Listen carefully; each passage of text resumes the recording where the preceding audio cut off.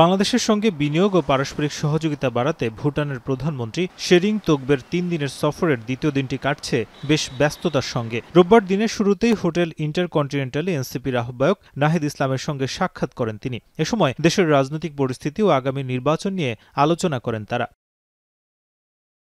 পরে বেলা 10:30টায় Bangladesh investment development authority বিডার নির্বাহী chairman Ashiq চৌধুরীর সঙ্গে সৌজন্য সাক্ষাৎ করেন তিনি। এ সময় উভয় দেশের বিভিন্ন খাতে বিনিয়োগ ও বাণিজ্য সম্ভাবনা নিয়ে আলোচনা হয়। বাংলাদেশ ভুটান থেকে পোশাক, সিরামিক, চামড়া ও পাটজাত পণ্য আমদানি করলেও সে তুলনায় রপ্তানি হয় খুবই কম। বাণিজ্য ঘাটতির পরিমাণ প্রায় ১৫৫ কোটি টাকা। এ সময় বাংলাদেশ ভুটানের মধ্যে রপ্তানি আমদানির ভারসাম্য ঠিক করে বাণিজ্য ঘাটতি কমানোর দিকে জোর দেওয়া হয় আলোচনায়।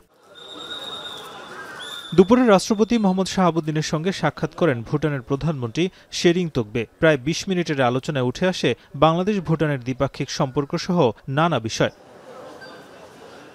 এর আগে শনিবার প্রধান উপদেষ্টা ড মোহাম্মদ ইউনূসের সঙ্গে দেখা করেন ভুটানের এই প্রধানমন্ত্রী। এ সময় স্বাস্থ্য ও ইন্টারনেট খাতে দুটি সমঝোতা চুক্তি স্বাক্ষর হয়। ৩ দিনের সফর শেষে সোমবার সকালে ঢাকা ত্যাগ করবেন ভুটানের প্রধানমন্ত্রী শেরিং তোগবে। নাজমুস সাকিব, এখন ঢাকা।